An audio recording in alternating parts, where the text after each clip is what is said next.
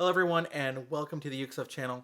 Today is kind of a story time. I wanted to talk today about Caramel Ukuleles and why I left the brand. I even deleted the videos off my channel that were there that I had originally made back in 2016 and beyond. And I want to talk about that whole story. So this might be a little while, but this is a story time, so I'm just going to share a little bit of my heart with you, my experiences with you, and maybe you will find some benefit for your own life and your own sense of security in your thoughts and your opinions. So, long story short is I came to the ukulele rather late. I started playing in early 2016 and actually started researching ukuleles in 2015. So, to make a long story rather short, at the time I was teaching middle school choir, and in our school district, students have to take music, and at that point still had to take in 6th, 7th, and 8th grade in middle school. We did not have general music, so students that weren't in band or orchestra were forced into choir. And I had the challenge and opportunity to work with those students. And as a teacher, you keep trying to reach your students no matter what is going on, no matter how much they resist, you keep trying. We had two concerts here. We had one in the winter, and then we had a second concert in the spring, and then we had this big gap in the middle of the year. And I tried all sorts of things, and finally I decided, why not try ukulele? You know, I'd seen a lot of posts on the National Association for Music Education about ukulele and other things, and I said, oh, well, you know what? Why not? I'll check it out. So I asked my building principal at the time if I could get ukuleles, and they said, well, it's a good idea, but we don't have money for it, so if you can find another way, go for it. And I contacted our district, and at the time I talked to the people that are no longer there that were involved with the curriculum, and I said, hey, do you think we could get funding for a set of ukuleles? And they said, hey, we totally support it, but there's no money. If you can find some other way to do it, do it. So first thing I did is I bought the cheapest functional ukulele that I could. And this is what it is. It's the Mahalo, I think it's the MK1 BTS butterscotch. They were selling for $22 or $25. And this is the one actually that I bought. It was later broken by my children, but I was able to glue it back together, and it still works. And I just bought one to see what it would do and what it was like. And this is as cheap as you can go with a functional ukulele. I would not recommend this model, but it was cheap and I thought we could do it. So I stopped and I just shared with my parents my heart of what I wanted and asked them if they'd be interested in buying one. And then at the same time, if they wanted to, they could buy two and keep one at home. And within not too long a time, we had a set of 60 of these. In fact, I can show a picture of all of them, plus a couple extras that I could send home with students. So imagine tuning so many Mahalos, and I'm not saying all Mahalos are bad, but these are not great. After working with these for not too long, I tripped upon Caramel Ukuleles. And at the time, these were the cheapest, like, next step up ukuleles you could buy. And I bought two of them. I bought a concert and I bought a tenor. I really liked what I saw. I knew I had to do some work on them, and the more that I played, because remember, I was just a baby player myself, I learned how to deal with sharp fret ends. I learned how to do setups, and these things are great for that because at $32 at the time, these were for the concerts, you can really, if you mess up, you're not going to be angry with yourself too long because it's not that much of an expense. I mean, you can replace it without worrying too much about it. I mean, that's the great part about it. So, and they were tanks. These things, this one is 4 years old. It's been used by so many students. It's been dropped. It's been who knows to it. And by the way, with COVID-19 before we left, I did the whole sanitary wipes and Lysol with all of these. So they're all in good, clean shape. Maybe not the best idea for a lot of ukuleles, but for a laminate ukulele that's used in a school, a quick wipe down, it's fine. with a Lysol wipe. Um, Now, again, my mindset has changed a little bit in terms of a school. Would I recommend these for a school? And my answer is no, but not because it's caramel and not because it's zebra wood or not because it's laminate, but the reason is the metal frets. And they still will pop from time to time. Our school is dry. It is so dry. And the fret ends just pop. And sometimes, actually, in the spring, it's just crazy when finally the heat starts in the room to watch how badly these go out of whack because the wood adjusts. I just wouldn't do that to a school ukulele again. And that means, yes, all the people buying the Cala 15s, I wouldn't do it.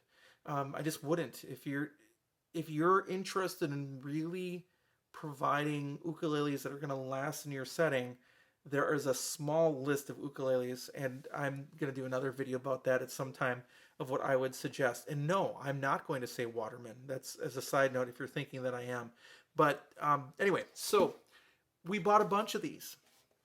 And then Barry Maz at God Ukulele reviewed one and destroyed it. Not literally, but just, oh, I mean, when he doesn't like an ukulele, he lets you know.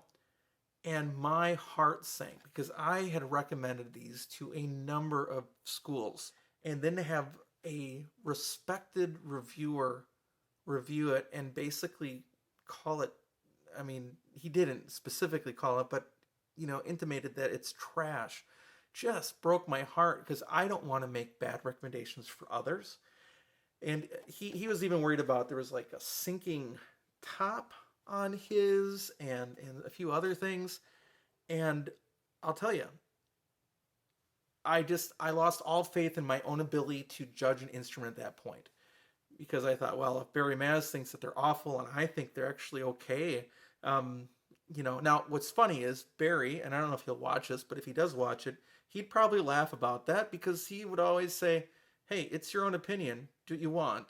But at the same time, he knows the influence that he has on a instrument. He knows that when he looks at an instrument and says, this is a good one, I recommend it, there are people out there who buy them. He knows that. He knows the strength of his voice. Ultimately, Barry knows that he is an influencer, even though he's not a paid influencer. So anyway, he influences me greatly in what I think, and he introduces me to new instruments. So when he hated this, man, I was embarrassed. I was embarrassed that I had recommended it. So ultimately, when he despised this instrument and just tore it to pieces, I was embarrassed that I had recommended the instrument. So when this channel migrated to the UkeStuff channel, away from the Uke Play-Alongs channel, when I had the chance, even a year ago, to decide which content to bring over, I just retired my Caramel videos because I was so embarrassed about it. Well, what's happened is, as I continue to review instruments and as I continue to play instruments, I realize that my opinion is my opinion, and my voice is my voice, and my channel is my channel. So if I have had good luck with a series of instruments, I want to make sure that I share that. And when I look at an instrument, I want to review it from my voice, not Barry's voice, or anybody else's voice, and I want to do that. So this is kind of my return back to Caramel, and not that they're paying me for it or anything. In fact, not a single Caramel has come free from the company. We've paid for all of them that we use at our school, and everyone that I've bought a couple myself over the years, I paid for. So when I talk to you about this, I still think they're an incredible value. And if you watch the review, this one in particular, this CC, the Concert 102-A, it does have a thin voice, and it does have a very treble voice, but it's still not a bad ukulele. Once set up, it's rather comfortable to play, and it certainly works well in a school setting. I mean, take a look at this. This thing has been just beaten up. It's number 3 in our series, so you know that it's used. Sometimes the higher numbers don't get used all the time. As much as it's been used or dropped or whatever, sometimes strings broken, it's still holding up really great. I've got some other ukuleles that I kind of baby around, and Every mark and ding shows up in them, but this has been just decent. So ultimately, it's been a tank. They work well. They generally stay in tune until the humidity totally shifts in our building, and that's a whole nother discussion. They've weathered, no pun intended, they've weathered Minnesota weather quite well. And I, now I find myself embarrassed that I was embarrassed about my original thoughts and left the brand. Now, again, Barry will tell you he only tells you what he sees on the instrument that he gets, and he bought his from China just like everybody else, and it was shipped to him. And the one that he had some issues that he was concerned with, and had a little bit of I guess, a dip right here. I'm not saying that he didn't get a bad one. I'm not saying that he doesn't have the right to extrapolate that from one bad one they could all be bad. I have no problem with that, but at the same time, it's a very serviceable ukulele. It'd be great for a beginner, and this one was great for school, except again for the idea of sharp fret ends, which is something that I would just love to help all music educators not ever have to deal with. So that's the story of how I left Caramel for a while, was a little hesitant to suggest them, and am back again. Now, before we leave, I'm not going to say that this is the best ukulele that's ever been built. I'm not going to say that. That's not what I'm saying. But what I will say is it's playable, right? Stays in tune once you get strings settled. It's durable as all heck. And, I don't have any complaints with that. Are there better ukes? Sure. Sure there are. Are there worse? Yeah. This isn't horrible. And if you buy one of these, you have nothing to apologize for, regardless of what anybody else says. If you like it, hey, that's really all that matters. So, all right, I hope you can take something out of that little story time. But it's true, it really happened. And I really did feel embarrassed. I really did change how I did things based upon somebody else's review. And I am making sure that I don't let my own thoughts be that strongly impacted by others, if you know what I mean. So thanks for watching. I hope you're having a great day, and I will be back soon with some more uke stuff for you.